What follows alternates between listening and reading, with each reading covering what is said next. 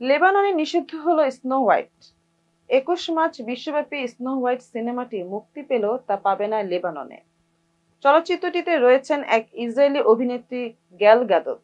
কারণ হিসেবে দেশটিতে এরই মধ্যে নিষিদ্ধ করা হয়েছে এই চলচ্চিত্রটি। ইসরায়েলি অভিনেত্রী চলচ্চিত্রটিতে রয়েছেন বলেই লেবাননের স্বরাষ্ট্রমন্ত্রী আহমাদ আল হাজ্জার সরাসরি সিনেমাটি নিষিদ্ধ করার নির্দেশ দিয়েছেন। ধারণা করা হচ্ছে ফিলিস্তিনে চলমান ইসরায়েলি হামলা ও রাজনৈতিক প্রেক্ষাপটে নেওয়া হয়েছে এমন সিদ্ধান্ত। লেবাননের স্বরাষ্ট্রমন্ত্রী চলচ্চিত্র ও গণমাধ্যম পর্যবেক্ষণ সংস্থা সিনেমাটি নিষিদ্ধ করার সুপারিশ করেছে।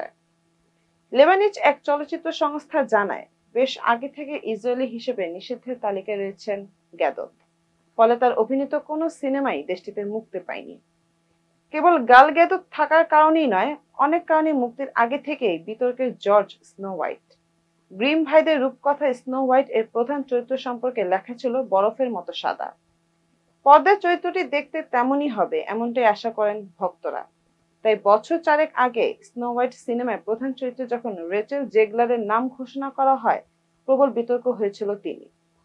সিনেমা মুক্তির আগে আরো ছড়িয়েছিল সেই বিতর্ক। সেটা এতটাই যে সিনেমাটির প্রিমিয়ার সীমিত করতে বাধ্য হয়েছিল ডিজনি।